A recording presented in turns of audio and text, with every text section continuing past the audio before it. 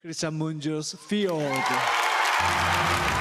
2026 წლის კანის კინოფესტივალის მთავარი პრიზი ოქროს პალმის რტო რუმინელი კინორეჟისორის კრისტიან მუნჯიუს ფილმს ფიორდს მიენიჭა.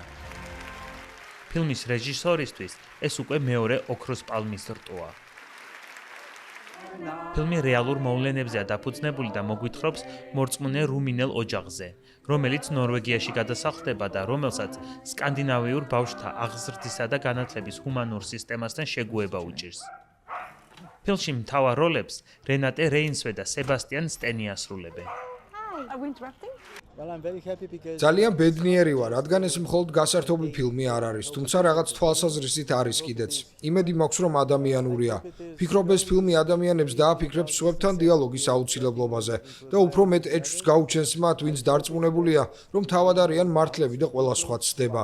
იცი, დრო და დრო კარგია საკუთარი ღირებულებების გადაფასება და იმის გააზრება, რომ სამყაროში არსებული პრობლემების გადასაჭრელად მხოლოდ ერთი გამოსავალი არ არსებობს. ფესტივალის მთავარ კონკურსზე ჯამში 22 ფილმი იყო წარდგენილი. კინოფესტივალის გრან-პრი რუსი რეჟისორის ანდრეი ზვიაგინცევის ფილმმა მინოტავრი დაიმსახურა. ჟიურის პრიზი კი გერმანელ რეჟისორს ვალესკა გრიზებახს ერგო ფილმისთვის ოცნების თავგადასავალი.